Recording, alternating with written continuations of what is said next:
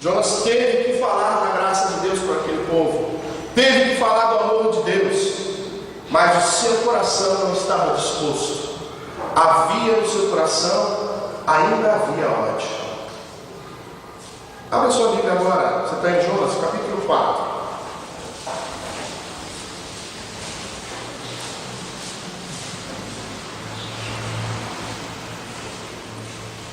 Olha só a reação de Jonas, quando Deus manifesta o seu amor por aquela cidade, por aquele povo, quando Deus decide perdoar aquela nação.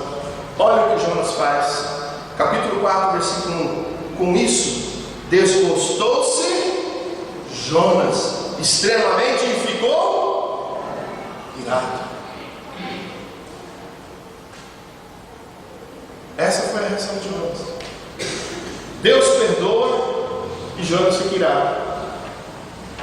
Jonas decide construir uma barraquinha,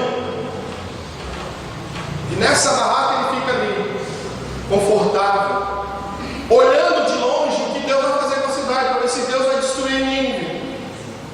Aí Deus faz assim, faz crescer, né? Uma boboreira, cresce, gostoso.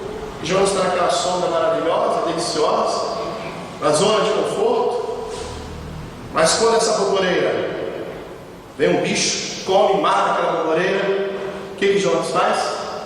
Jonas reclama. O que isso ensina para a gente, irmãos? Que lição nós podemos tirar daqui? O que nós aprendemos com isso? Com a atitude de Jonas? Que nós muitas vezes nos parecemos com Jonas, que nós muitas vezes fazemos exatamente isso. Nós estamos dispostos a nos entregar por aquilo que nos interessa. Nós estamos dispostos a fazer qualquer coisa, qualquer sacrifício para nós mesmos, para aquilo que nos interessa. Mas quando implica em renúncia, quando nós temos que romper com aquelas coisas que não são muito lá, né? O que a gente faz? O que Jonas fez? Jonas reclama. Ele diz assim: eu preferia morrer. Aí Deus fala assim: é razoável essa tua ira? É razoável a sua atitude, Jonas? Quer dizer que você prefere viver na zona de conforto e deixar a nação morrer? Irmãos, é exatamente isso que eu quero perguntar. Esse é o desafio da igreja hoje. Às vezes nós estamos na zona de conforto, mas o mundo está morrendo. Amém, gente? Vamos fazer uma reflexão sobre isso. Eu não quero que você fique preocupado comigo, saia para aí desesperadamente. Não é isso. Deixe o Espírito Santo de Deus tocar no seu coração e tenha sensibilidade. Esteja pronto para mudar, para a mudança, a romper com os paradigmas antigos, com aquelas coisas antigas. Esteja disposto a isso, aos novos desafios que Deus oferece para você. Deus tem novos desafios para você, meu irmão. Deus tem coisas novas para você. Eu sei que essa igreja, que é uma igreja missionária, está ali em cima, o que está escrito ali, ó?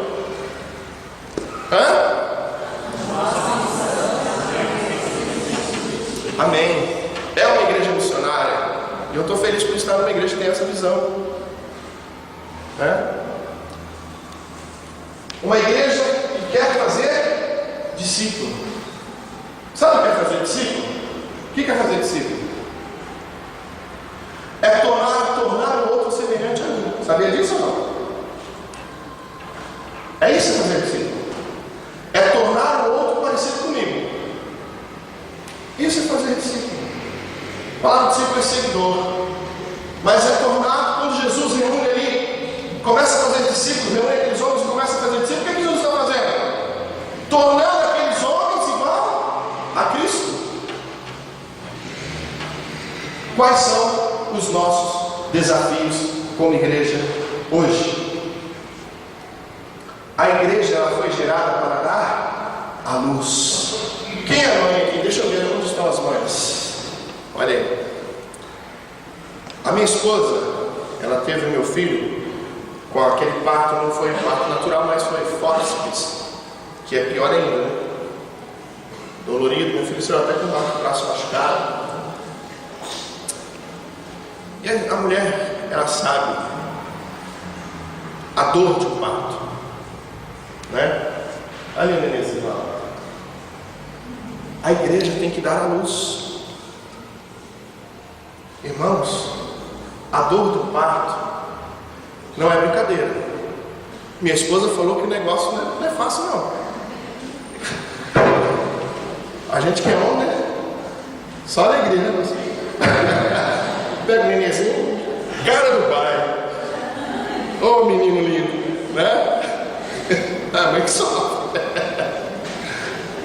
Nasce aquela criancinha ali, olha, coisinha fofa, né?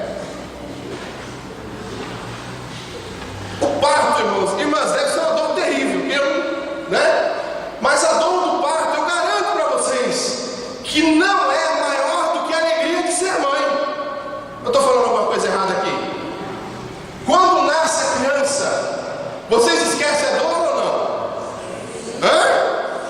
Vou continuar, sei lá, não sei, fui mãe. Minha esposa falou que quando meu filho nasceu, ela esqueceu tudo. Quando pega a criança assim, sei lá como é que faz, se pega, se o médico mostra, não estava lá dentro. Mas ela falou quando viu meu filho, que olha, a alegria foi tão grande que ela esquece tudo. A alegria de ser mãe é muito maior do que a dor do parto. É ou não é, irmãs? Pelo amor de Deus, não deixa eu sozinho aqui não. A igreja não pode ser estéril. A igreja tem que aprender a dar a luz, tem que se multiplicar, porque na igreja 1 mais 1 é igual a muitos. Amém, gente? A igreja 1 mais 1 é igual a 2, não. Aqui 1 mais 1 é igual a muitos, porque a igreja tem que aprender a fazer discípulo. A igreja tem que se multiplicar, tem que aprender a dar a luz. A igreja não pode ser estéril. Amém, igreja? Ainda que a dor seja muito grande, a dor do parto é o quê? Qual é a dor do parto? É o sacrifício, é a renúncia, é deixar muitas vezes, é romper com a zona de conforto, é sair do comodismo. Essa é a dor do parto, irmãos, para dar a luz. Não é fácil, não. Jesus disse que era fácil porque para Jesus poder gerar você, ele teve que morrer na cruz. Para Jesus poder gerar a igreja, para que eu pudesse estar aqui hoje, nós pudéssemos estar aqui, Jesus teve que fazer um sacrifício na sua própria vida.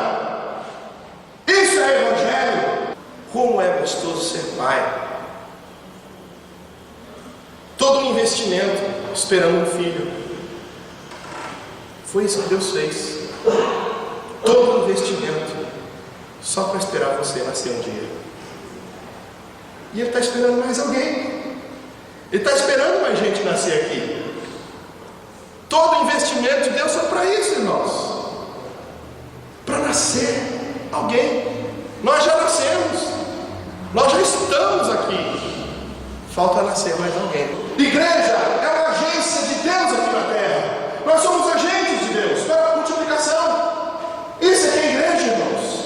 A igreja tem que aprender a dar a luz. Ela não pode ser estéril. Ela tem que se multiplicar. Quais são os desafios da igreja? Atos capítulo 1. Quando Lucas escreve a Teófilo, ele começa a narrar os acontecimentos da igreja. E Lucas escrevendo, ele está empolgado, escrevendo, noticiando, escrevendo um tratado a Teófilo, noticiando tudo o que estava acontecendo. Ele, um gentio, um grego, noticiando os milagres de Deus. O que Deus estava fazendo com o crescimento da igreja? Irmãos, imaginem que Jesus havia acabado de ser morto. E agora os discípulos não estavam mais com Jesus. Estavam sozinhos. E eles tinham que enfrentar o mundo. Agora os discípulos tinham o desafio de enfrentar o mundo. Estavam sós. Como fazer isso? Sem Jesus do nosso lado? Porque quando o mestre está com a gente se apoia. É fácil. Mas e quando Jesus não está perto? Como é que a gente resolve? Como é que a gente faz? Então esse era o medo. E havia uma perseguição ainda contra a igreja. Imagina que aqueles saduceus, aqueles fariseus, aqueles sinédrios, aqueles judeus, estavam todos cheios de ira. Porque agora sim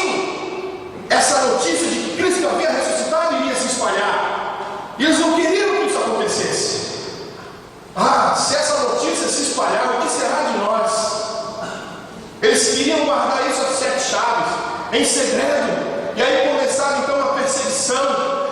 E aí, irmãos, tomou-se a igreja, ou seja, os discípulos ficaram todos atemorizados, todos com medo. E agora, o que vai ser de nós? Os desafios estão aí, o mundo está aí, o que a gente vai fazer?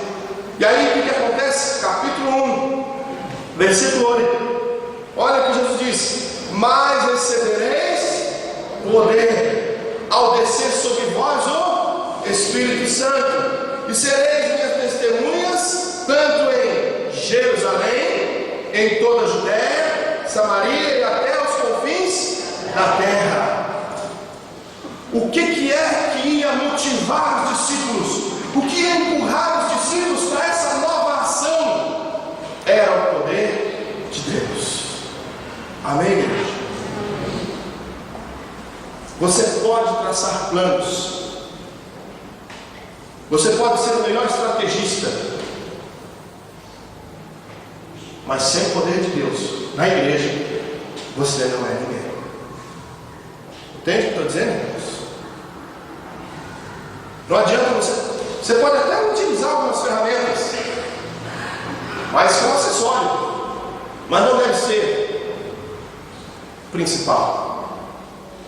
Ferramentas servem de acessório. Você pode usar o marketing, você pode usar as ferramentas que existem, não é pecado não, mas isso é acessório, porque o principal, o que traz vida à igreja, é o poder de Deus. E que poder é esse, pastor? O que o senhor está falando? Atos 2, vamos ver que poder é esse?